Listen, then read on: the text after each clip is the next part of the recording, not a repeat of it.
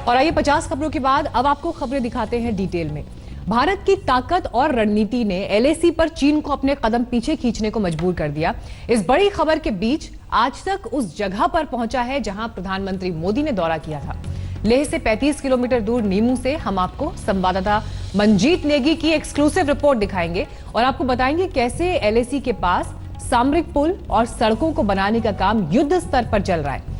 कैसे पुराने पुल की जगह नए मजबूत पुल बनाए जा रहे हैं जिससे सेना के भारी भरकम ट्रक और टैंक आसानी से इन इलाकों से गुजर सके। ये दुर्गम इलाके जहां पर आज तक पहुंचा है। हम आपको सिंधु नदी से भी रिपोर्ट दिखाएंगे जहां प्रधानमंत्री मोदी ने पूजा की थी। खारदुंगला जो कि दुनिया की सबसे ऊंची मोटरेबल रोड है, वहां की एक्सक्लूसिव रिपोर्ट भी आपको दिखाएंगे। लेकिन सबसे पहले आपको उस पुल से खबर दिखाते हैं जिसने चीन को परेशान कर रखा है। लद्दाख में चीन से लगने वाली 1200 किलोमीटर लंबी एलएसी पर पिछले 3 सालों में बीआरओ ने काफी तेजी के साथ काम किया है। खासतौर से ऐसे पुराने सामरिक पुलों को बदलने का काम चल रहा है। ये पुराने लोहे के पुल हैं जिन्हें बदलकर अब नए कंक्रीट के पक्के पुल बनाए जा रहे हैं।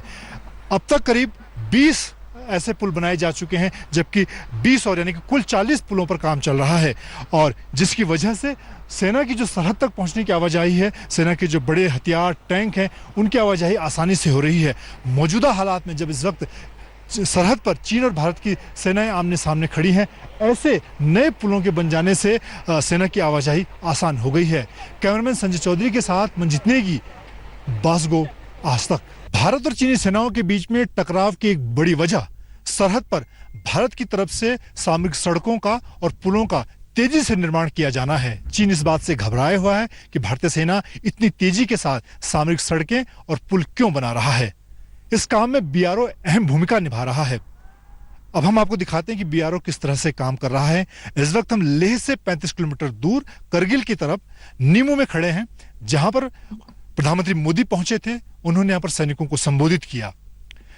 यहां से नीमू की अगर बात की जाए तो यहां से लेह 35 किलोमीटर है और इसके आगे ये जो हाईवे है ये करगिल होते हुए श्रीनगर जाता है। सामरिक हाईवे है। सेना की श्रीनगर से लेकर लेह सियाचिन तक की आवाजाही इस सड़क के जरिए होती है।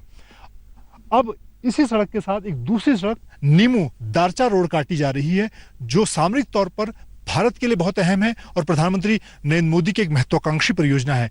इस नई सड़क के बन जाने से श्रीनगर, करगिल और लेह होते हुए सियाचिन तक भारतीय सैनिकों की जो आवाजाही है वो बिना पाकिस्तान की नजर में आए हो सकेगी। कैमरामैन संजय चौधरी के साथ मंजीत नेगी, नीमू, आज तक। सीमा सड़क संगठन यानी बीआरओ तेजी से सामरिक सड़कों और पुल को बना रहा है। 3 साल में 40 पुलों पर काम चल रहा है, जिसमें से 20 पुल बनकर तैयार हैं और 20 बनने वाले हैं। 2022 तक 66 सामरिक सड़कें बनाने का लक्ष्य भी रखा गया है।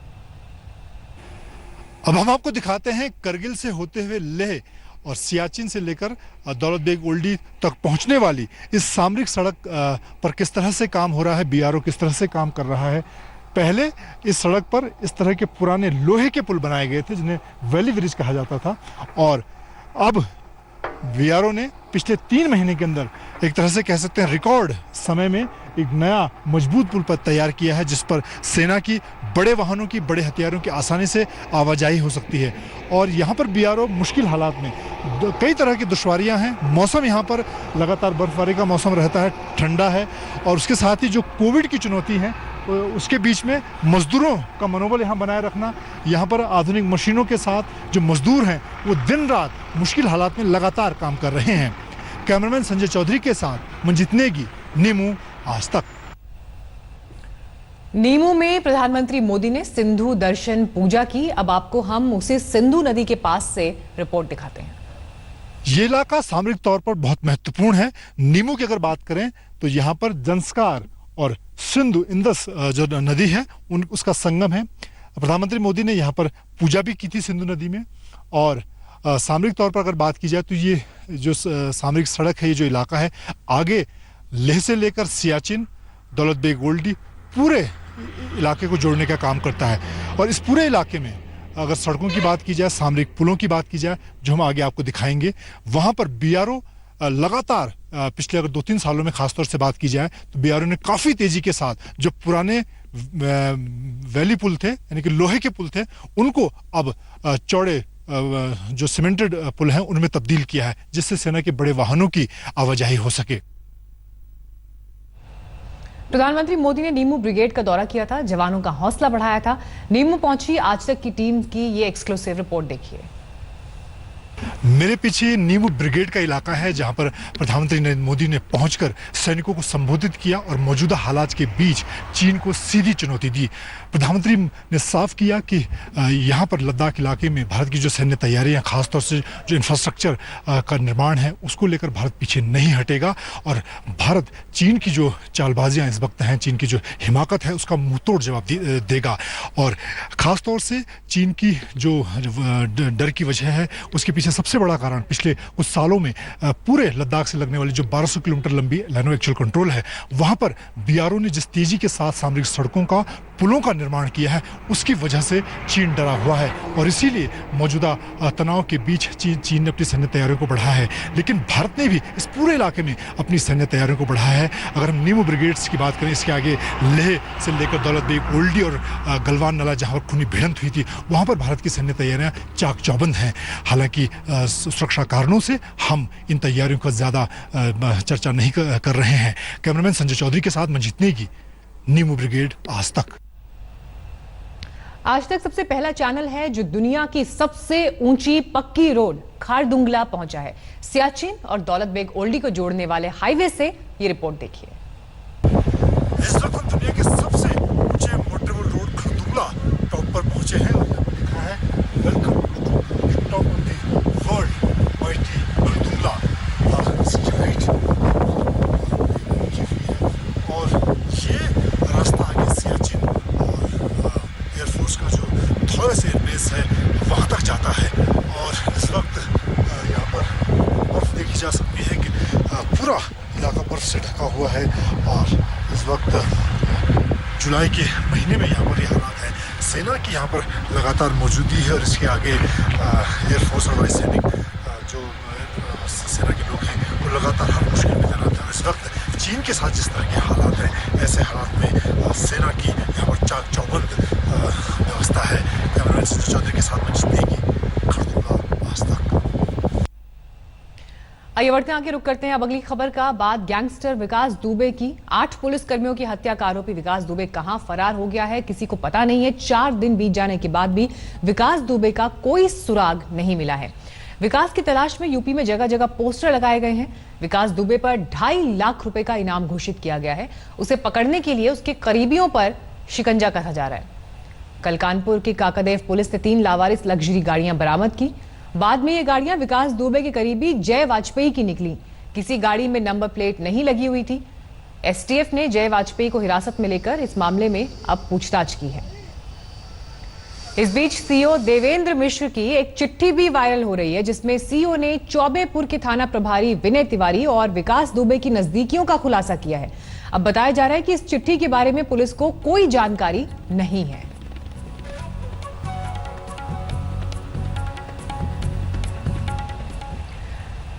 जिस चिट्ठी की चर्चा हर तरफ है, उसे मार्च में शहीद सीओ देवेंद्र मिश्रा ने तब के एसएसपी को लिखा था।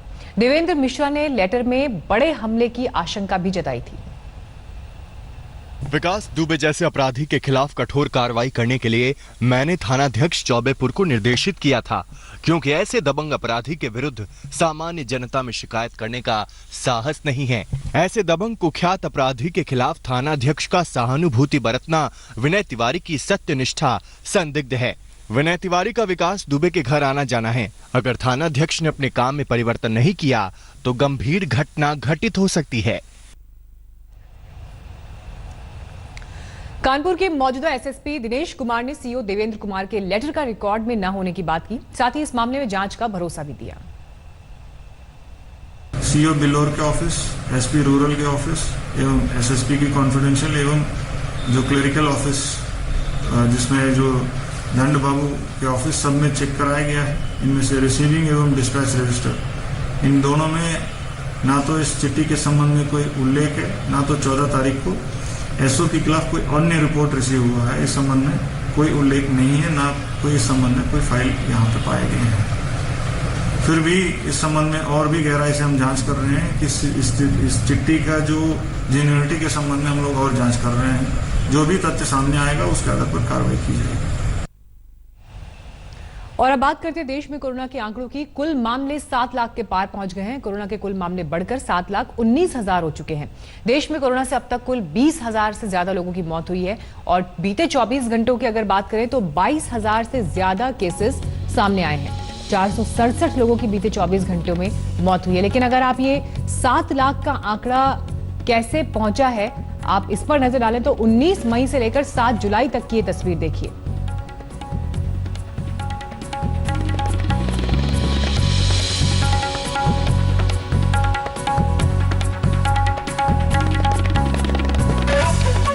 कुल मामले 7 लाख के पार जा चुके हैं। हालांकि 4,39,000 लोग स्वस्थ भी हुए हैं और 20,160 लोगों की कोरोना की वजह से देश भर में अब तक मौत हुई है। बीते 24 घंटों की तस्वीर भी आपको हम दिखा रहे हैं। 22,000 मामले रिपोर्ट हुए हैं, 15,000 लोग ठीक हुए हैं, जबकि 467 लोगों की बीते 24 घंटे में मौत हुई है।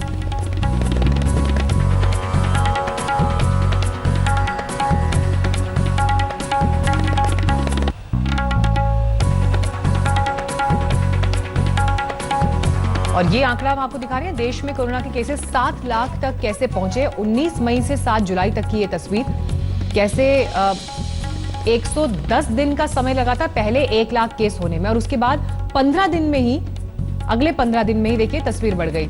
लेकिन अब आपको हम दिल्ली की तस्वीर भी दिखाते हैं कि दिल्ली में कोरोना के आंकड़े 1 लाख कैसे पार हुए। और ये देखिए ग्राफ सीधे कितनी तेजी से बढ़ा है, आप इस पर भी नजर डालिए। 96 दिन में किस तरह से ये केसेस बढ़े हैं वो हम आपको दिखा रहे हैं। 25,000 केसेस 96 दिन में बढ़े थे और उसके बाद 16 दिन जब और बीत गए तब 50,000 केस दिल्ली में हुए थे और उसके बाद 7 दिन में ही 70,000 तक ये आंकड़ा पहुंच गया और फिर अगले 10 दिन और लगे केसेस को 1 लाख तक पहुंचने में। 4 महीने गुजर जाने के बाद दिल्ली में कोरोना ने 1 लाख का आंकड़ा पार कर लिया है। 2 मार्च का वो वक्त था जब दिल्ली में पहला कोरोना पॉजिटिव का मामला सामने आया था। वहीं पिछले 24 घंटे की हम बात करें तो दिल्ली में 1,379 नए कोरोना के मामले सामने आए हैं। अब तक देश की राजधानी में कोरोना की वजह से 3,000 से ज्यादा लोगों की मौत हो चुकी है और ये सरकार के लिए एक चिंता की बात है। लेकिन दूसरी तरफ राहत की खबर यह भी है कि दिल्ली में रिकवरी रेट और संक्रमण रेट तेजी से घटा है। ऐसे में सरकार दावा कर रही है कि दिल्ली के अस्पतालों में आईसीयू बेड्स की संख्या बढ़ाई जा रही है। अब मौत के आंकड़ों पर लगाम लगाने में सरकार कितनी कामयाब हो पाती है, यह देखना होगा।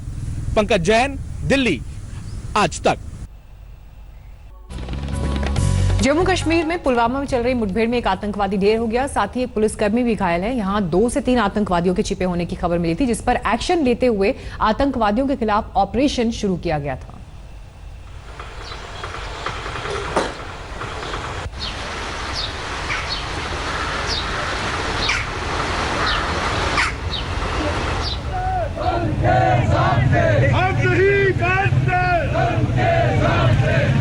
जिसकी बात की जाती है, जिसके बारे में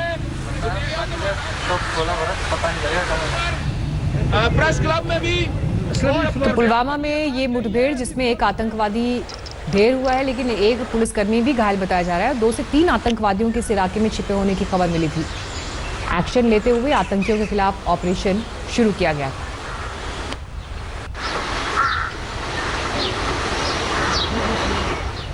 नमस्कार, मैं हूं अंजना ओम कश्यप। हमें उम्मीद है ये वीडियो आपको पसंद आया होगा। लेटेस्ट खबरों के लिए यूं ही देखते रहिए आज तक और इस वीडियो के पसंद आने पर लाइक, शेयर एंड सब्सक्राइब करना ना भूलें।